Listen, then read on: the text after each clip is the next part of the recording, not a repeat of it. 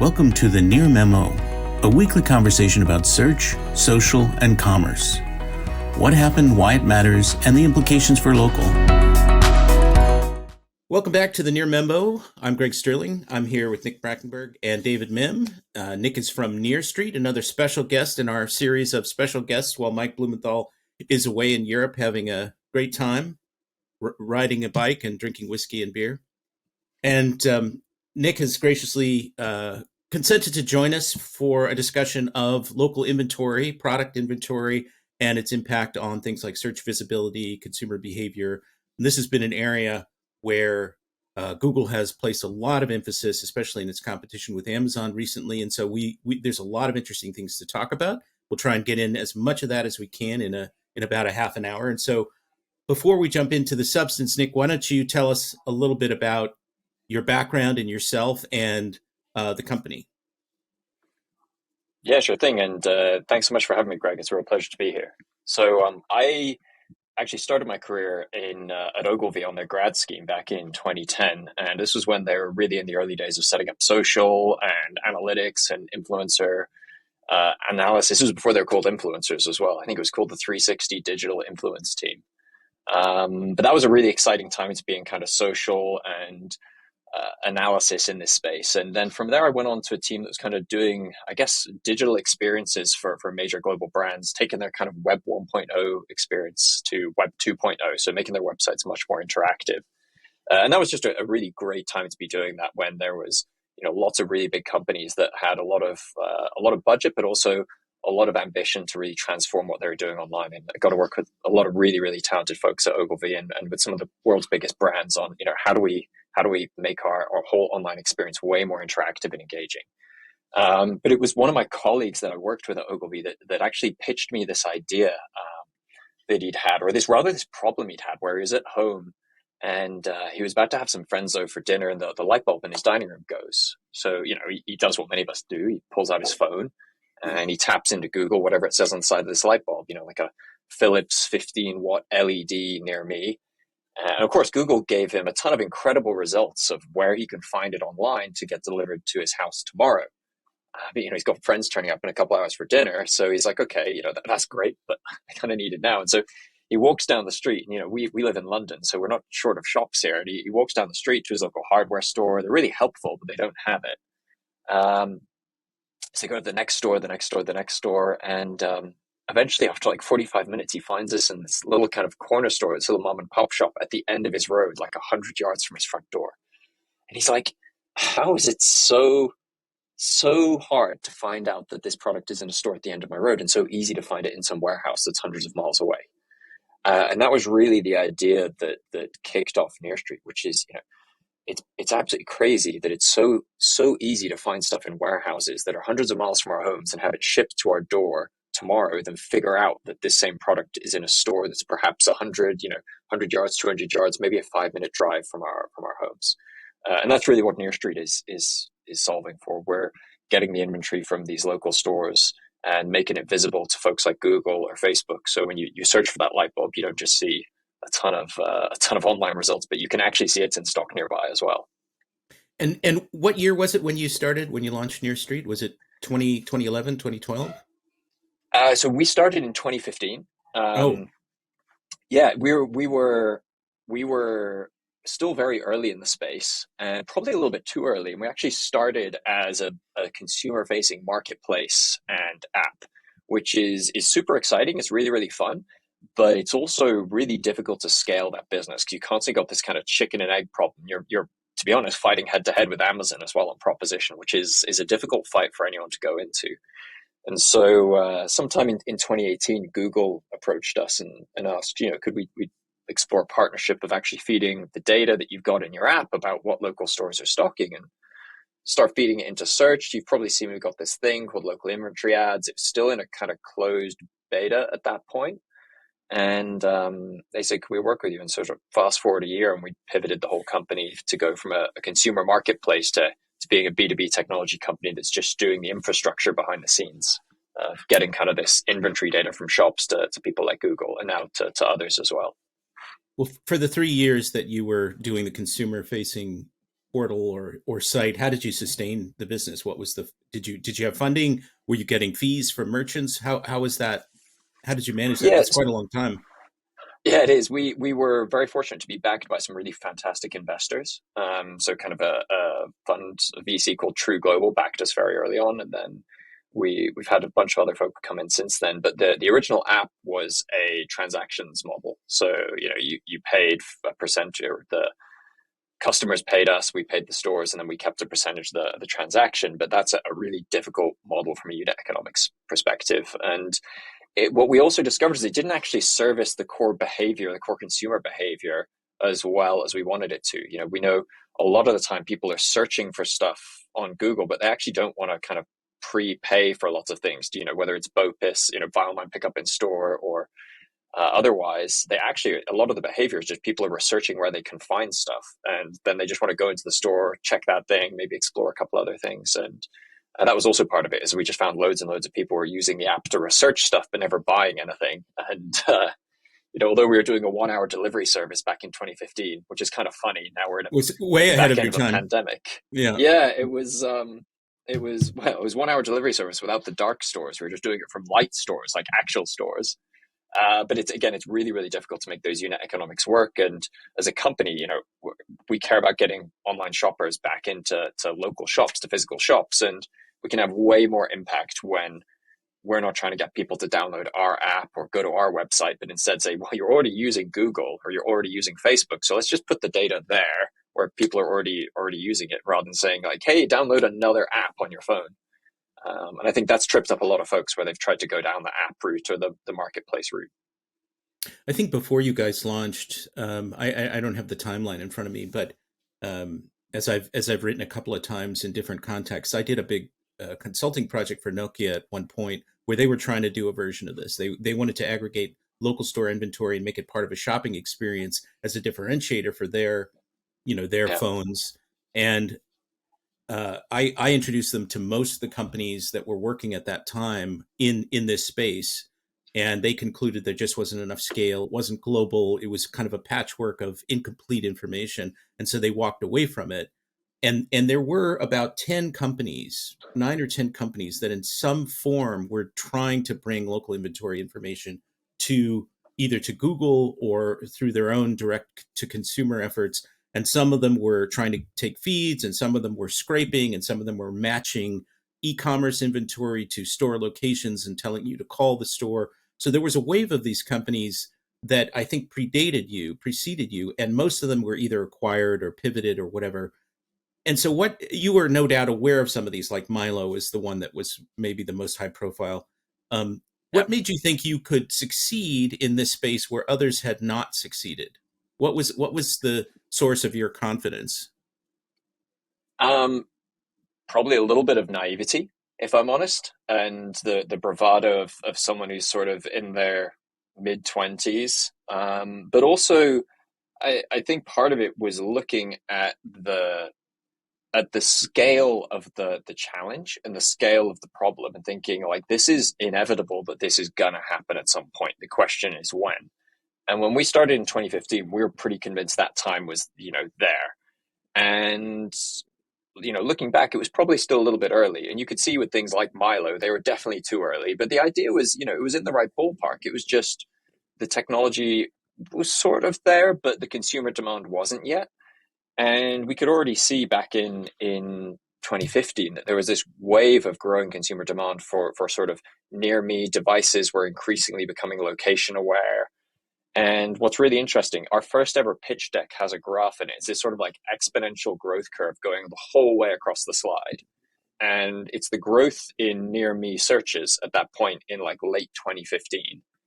And this thing's growing like crazy. What's so interesting is in a deck we did about a year ago, not even, probably 6 months ago now, we have the continuation of that exact same slide, which is the growth in near me searches or equivalent searches. And you look at kind of where it is in 2015, and it's tiny compared to where it is now. So that kind of consumer expectation that their phones should understand the physical world around them, and that their phone should know everything about the world around them, has just only continued to accelerate. I mean, I think near me searches alone, or near me type searches, have tripled in the last 3 years. which is crazy. That it's kept up that pace of growth, and so it's kind of funny looking back at the point on the slide today of where we were in 2015, which we thought was crazy. When And you were Nokia could afford to look away from the problem, but Google can't afford to look away from the problem when they see this kind of massive shift. So Yeah, for sure. And I think it's so interesting when you see, particularly at like the Search On event that's just happened a few days ago. Like that's when you see how central kind of local and nearby is to what Google is doing and what it's seeing consumers asking for. It's super clear that this is very much in the mainstream now in terms of what customers and what shoppers expect to be able to do with search. Well, I mean, it was the last couple of events that Google has done, I/O, and then there was the Marketing Live event, which was their B2B event, and Search On. All of these have really emphasized local to a degree that's almost surprising.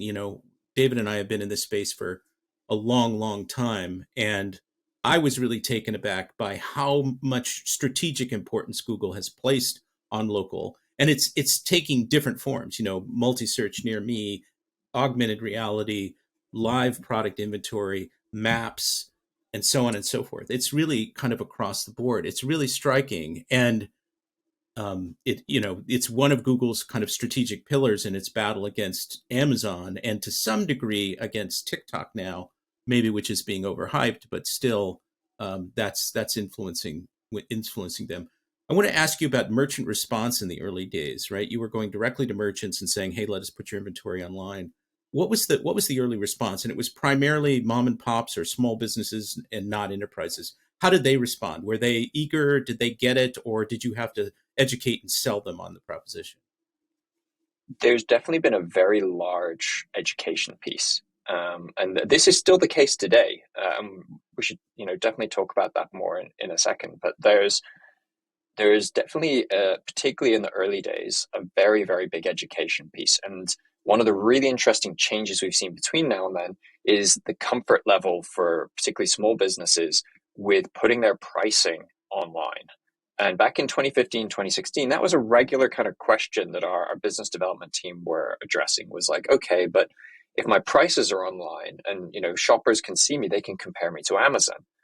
And that was a really, really common thing. And in the last probably 2 years since, just before the pandemic and going forwards, the idea that your prices are there and can be seen by people, that's disappeared as a concern almost entirely from our conversations.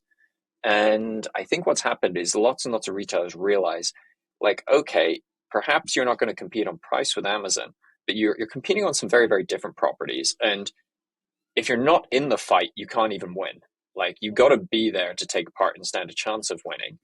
And people aren't just looking at this and saying, who's cheapest? Who can I buy from at the lowest price? Like, there's many other facets to this and many other elements of service that you can deliver that Amazon can't. And I think that's been a really interesting change between sort of 2015, 2016, and today, that question of like, oh, but people are just going to price compare with Amazon it's almost entirely disappeared from sort of the objections that our team get. I would also add to that the degradation of Amazon's results over the last couple of years. In many cases, as a consumer, and if you know what you're looking for, there's a bunch of knockoffs, and it's very difficult to find stuff on Amazon. I'd almost rather pay a couple $X and just see the result in Google. Yeah, I think that's so interesting, and it's this whole review fraud piece in Amazon is huge, and it's having a massive effect on trust. And this is something that we see anecdotally with people mentioning this as like a reason to shop with a reputable company or with a local store directly. So expand on that a little bit, because I think there's been a bunch of survey data about, Bright Local has done a lot of survey work around, are you seeing fraudulent reviews? And when I was at Uberall, we did a big report on review fraud, but it's not entirely clear that consumer behavior versus vis-a-vis Amazon has changed or is changing. There's a lot of contrary information. Amazon is still a really trusted brand, et cetera, et cetera. I have completely stopped using Amazon reviews, and I will buy stuff on Amazon, but I don't look to Amazon for any reviews. So just elaborate a little bit about that, about what you perceive to be the decline in trust, because that's a really interesting theme to me. So I think there's actually, I think there's a stat you guys shared on Near Media recently as well from I think it was a channel advisor survey on where purchase journeys are starting. Yeah. And what I found really interesting is it was like Amazon was way ahead of Google when people knew what they wanted already. And I think that's actually speaking to what you're talking about. When you know exactly what you want, Amazon's great. But when you're researching, Google was still ahead of Amazon. And it was also interesting that these were way ahead of brand sites directly. But that people, when they were researching, went to Google rather than Amazon, where it's like, let's find out information and try and find more about this product. And I think that's, for me, that was that kind of then backed up a lot of the anecdotal things we were hearing. Well, that was a really interesting stat because I haven't seen it broken out like that before. Usually what you get is where do you start your product research or whatever, and then Amazon comes out ahead. But this sort of distinction between I know what I want to buy, I'm ready to buy, and I'm just sort of starting, it was interesting. And there wasn't any historical data, so we can't tell if that's an increase in Google, if Google sort of won back some share or if it hasn't. So that was kind of interesting, but more work is done there. Let's get back into what you're doing today. So explain how you get the data and how it's distributed and who's receiving it. Where are people encountering your inventory data? Yep. So our customers are retailers themselves, and we really focus on the 80% or so of retailers that are kind of small and mid-sized businesses. So name some names if you can. Can you name any names? Yeah, there's lots of kind of like franchise networks. So we're really big in the UK, and we're just starting to come into the US. But we have like Home Hardware Group here. We have a ton of different pharmacy groups. We have Mika Hardware. We've got people from Londis, and these are kind of really big convenience groups, hardware groups, health groups. Those are kind of the areas that we seem to do really, really well in. And we're just starting to push into the US. So we got a bunch of kind of individual stores in the US, probably not some brand names you'd recognize, but a bunch of sort of great, really high quality individual stores. And we don't actually have any sales or marketing goes directly into the US. And that's something we'll look to do more of next year. But we're getting a lot of organic inbound coming out of the US. And I think that says a lot about what's happening with retailers' awareness of this sort of need to do this at the minute. And that's been really, really interesting to watch. But in terms of where we sit, so we work with stores to get their inventory and make it visible in people like places like Google. So we have a global technology partnership with Google as one of their local feed partners, and then increasingly in other places. So we make it visible across Meta's platforms now that we're working with. So places like Facebook shops, Instagram shops, WhatsApp commerce, Messenger commerce, so all these different places where once you've got that kind of product catalog in, people can interact with it.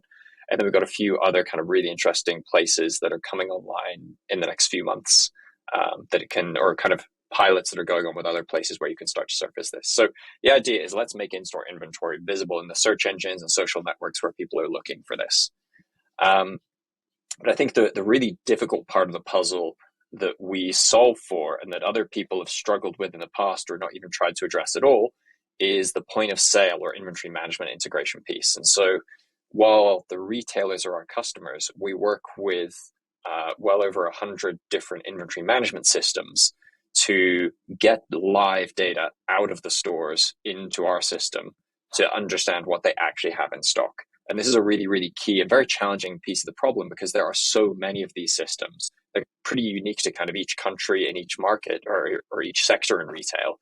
And so you have to make lots and lots and lots of different integrations and work with all these different companies to get this data out and make it visible then to people like Google who don't particularly want to do 150, 200 different integrations. So today we've got something like 60% coverage of the UK. So we can integrate with about 60% of all UK stores. I think we're about 20% coverage in the US right now.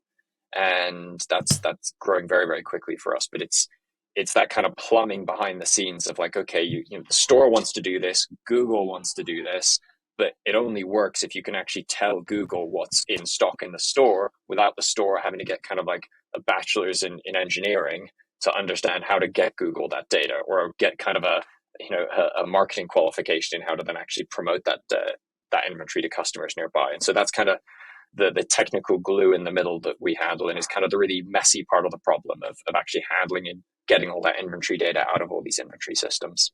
That's your moat slide on the VC deck, right? On your funding deck. Exactly, and it's a very messy moat indeed. But it's listen, I think that's some of the most interesting industries. I think are ones with really specific, peculiar problems, and I think this is one in retail where there's so many different, really great specialized inventory systems, but they're super specialized to cycle stores or to hardware stores, and so you got to work with all these disparate different systems that are very hard to replace.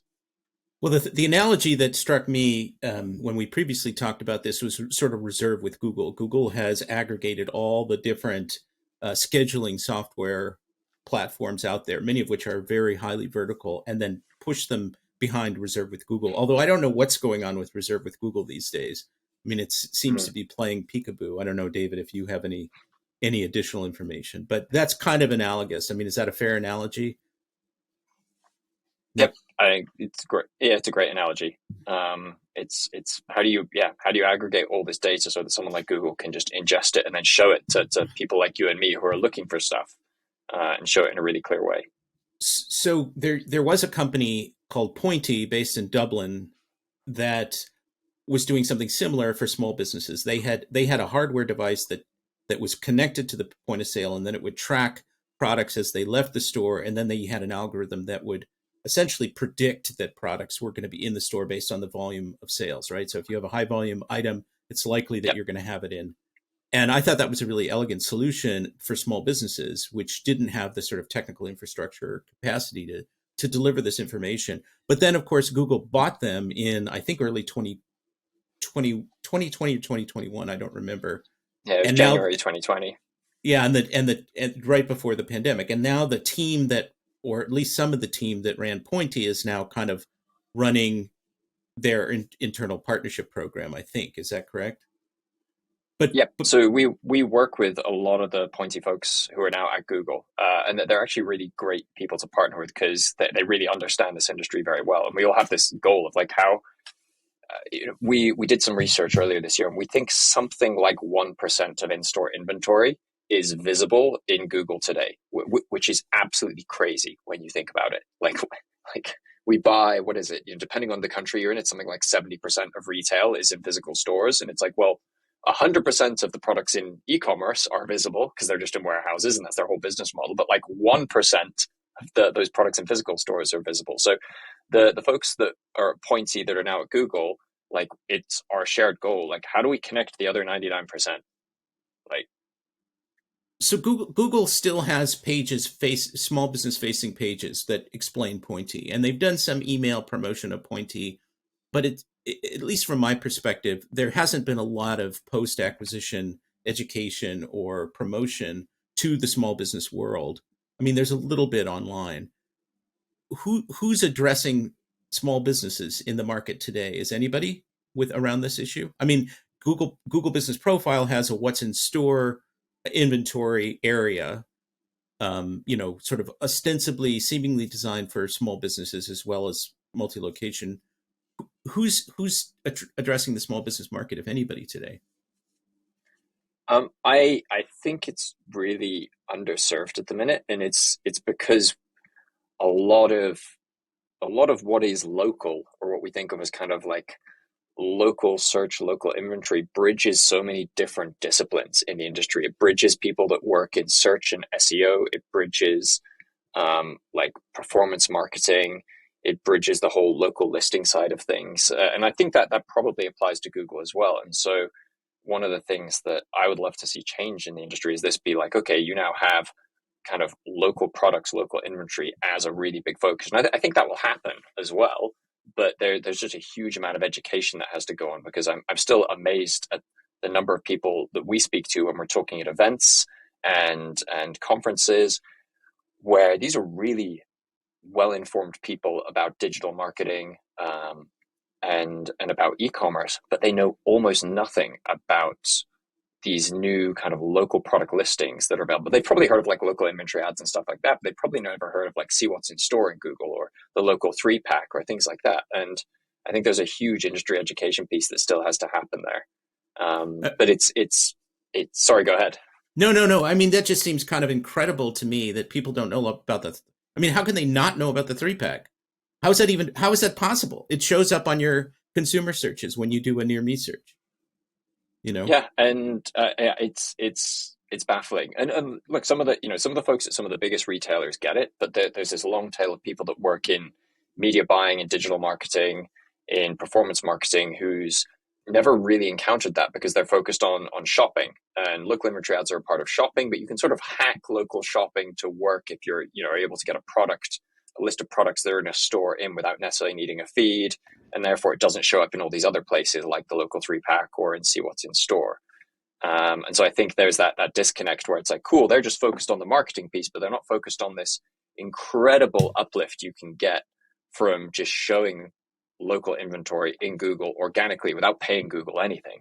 And it's such a Yeah. huge missed opportunity. But I think a lot of the SEO folks don't see that because they're much more focused on the website side of the SEO or And I think on the that agency side of side, a lot of the agency folks are just focused on, advertising and driving people to a website. And this is just not ad unit that they've ever had to deal with before historically. There's no way to do this in 2015 or ever, as you said. So I think if you've been in business a long time and you're sort of not, you don't live and breathe the marketing live and search on type events, you just don't even know that this ecosystem exists and how to get into it, and let alone have level of expertise and technical tools that you guys sell. Let's talk about SEO and search visibility. I mean, Google recently added some information to one of its support pages that implied or explicitly stated that now local inventory, the presence of local inventory, is going to be a visibility or ranking factor. What are you seeing with your clients in terms of improvements in search visibility, or consumer behavior when this information goes online? You've got a customer, you sign them up, you start syndicating or distributing their inventory data. What are you guys seeing internally about ranking and consumer engagement? So the biggest difference that happens almost immediately as you start listing live inventory and things like see what's in store is the business gets a huge boost in visibility in search and in maps. So the Google business listing will often see 20-25% lift at least. We get a lot of customers that are getting 50% plus increase in visibility. And part of that indeed comes from Google explicitly stating this is now a ranking factor. But I think part of what we think is happening here is if Google knows what your business stocks, they can start to surface your business for a lot more relevant queries than they can if they're just guessing at what you probably stock. So if you're a hardware store, like there's such a huge range of things you could stock. But like you're a hardware store, do you also stock garden materials? Maybe, maybe not. If Google doesn't know, they're probably not going to surface your hardware store for gardening related searches. But if you're suddenly sending them a product feed that says, look, we got all this equipment and tooling and feed and fertilizer for your garden in our hardware store, suddenly Google's like, oh, sweet, here's a whole other range of searches we can start to surface that business for. And I say this isn't something Google said themselves, but when we look at our data and we start to see this huge uplift in organic visibility businesses are seeing at the moment they put their live inventory data in, we're pretty confident that's one of the main factors that's driving it. And it's such a huge free local SEO win that it's baffling that more businesses don't do it. But I think it comes back to that awareness that people just don't know this is possible and don't know that this exists. Well, and a lot of these agencies that David was alluding to probably don't know how to get this information, right? I mean, they may have customers that have the information somewhere, but there's no mechanism to easily get that information. I mean, I guess you can upload a spreadsheet, right? And that'll work sort of. But yeah, the data becomes stale very, very quickly is the problem. And so again, if you ask like a local business owner to upload a CSV file with their inventory, firstly, there's a lot of work they have to do behind the scenes to connect up all these different pieces of Google, like Merchant Center, Google My Business, ads, get them all talking to each other, and then get them verified by Google as well to say, like, we believe that what you're telling us in stock is actually in stock. And a lot of folks just drop off and don't, you can imagine that there's incredibly high drop off rate on that. But it's also, it's the belief that this is worthwhile doing. And I think there's not enough data out there to convince business owners to do it when you can see The local visibility uplift is huge, but also the online to offline conversion is huge. So we typically see kind of like 1 in 7 clicks at least on products in Google in local results lead to in-store visits. And this is from Google store visits data. So, device tracking across a subset of devices. And in many categories, you're seeing sort of 20-25% of clicks leading to store visits. And so the return on that for a business is super, super quick when you think, the cost per click on these is often really quite low in most categories. So, but I just don't think there's awareness of that data and of that potential. And so a lot of businesses try and figure out the ROI of it. And they're like, well, we're not entirely sure. And I think a lot of cases you have this problem where, the best becomes the enemy of the better. And they're like, we can't measure it exactly, so we're not going to do anything. Well, that's a problem throughout digital marketing in general. So we've only got a couple more minutes here. We could talk on for another 45 minutes about all these things, the nuances, and drill down to another layer. But just to reiterate, you said you thought 1 in 7 clicks that you were seeing was resulting in a physical store visit. That's probably an undercount, wouldn't you say? I absolutely think that's an undercount, because these are the paid clicks that we're measuring. We can't actually get data. So these are all local. These are all local clicks. Inventory ads. These are all local inventory ads. Exactly. Everything coming out of See What's in Store, we can't actually get measurements on. So we can feed that data in. But when you think, okay, all of that's coming in on top of this, we think there's a phenomenal number of people that are being driven into stores that are just not being measured at the minute. So let's talk for the final couple of minutes here about what you think is going to happen in the next couple of years around this. So just give us I know this is a self-interested discussion, but just objectively, what do you think Google needs to do to fully realize the promise of local inventory, and what do you think more broader than Google is going to happen? So with Google, this march towards getting all the stores in the world connected with their inventory data, it's going to happen. The question is like how fast it happens. We're working really hard and really close with Google to accelerate that process. Whether in 2 years we've got from like 1% of in-store products to 5 or to 10 or to 20, I don't know. I hope it's I hope it's more like 20 or more, but that will happen. What will be really interesting is the shift in consumer behavior, I think, when kind of like we've all got used to Google pervasively having opening hours and telephone numbers, and we don't think twice about that. We're just sort of like, we ask Google what time our local CVS pharmacy shuts, and we just kind of know that Google's going to tell us, oh, it knows it's the one down the road, and it knows it shuts at 9 p.m.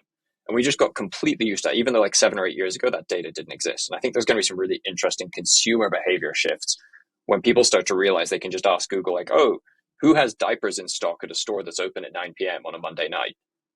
And those kind of questions. So I think that'll be really interesting. I think especially when you combine that with delivery, right? It gives e-commerce a real run for its money. Right. Yeah, exactly. And local delivery and ship from store starts to become really, really interesting locally.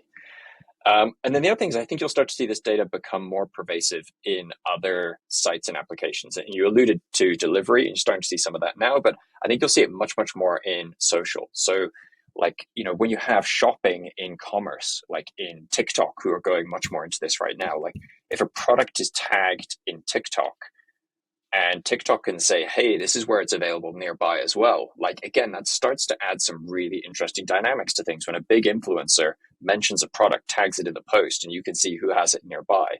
Like there's some really interesting things. We've got a convenience store that's a major, it's funny, it's a convenience store that's a major TikTok influencer as well. Like they have a huge TikTok following, and it's a local convenience store, but they stock this American drink that's come over here called Prime. And they're one of the only stores in the UK that actually stocks it outside of the kind of the big supermarkets.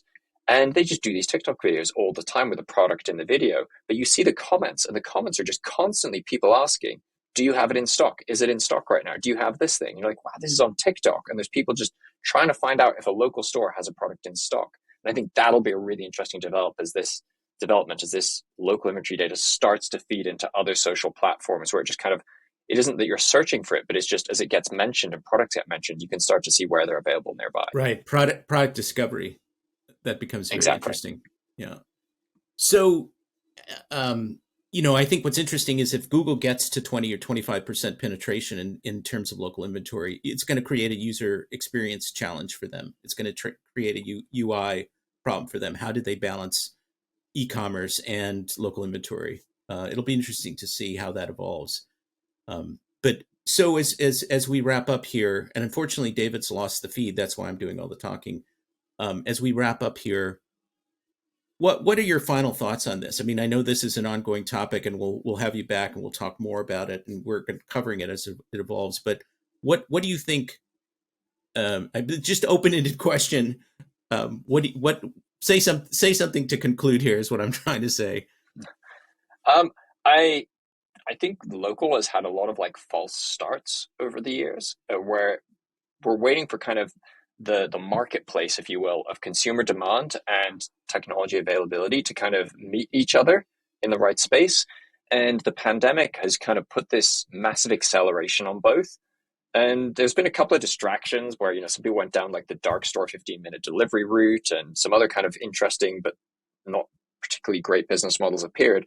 But I think it spurred this idea that like, oh, we can get stuff locally, and stores realize this and start to have the technology to do it. So I think we're entering a really interesting place in local for the next couple of years. And how fast it moves, we can all kind of speculate on. But I think it's now an inevitability that this, local inventory data is going to be everywhere. It's just how quickly we get there. But that train is now moving. It's left the station. And it's kind of like, how fast is it going to pick up speed? Okay, that's a great note to end on. One of the topics I wanted to get to that we didn't get to is whether inventory would become a routine part of local listings management for retailers, but we'll leave that for another time. Nick, thanks very much for being with us. A lot of great information, really interesting perspective.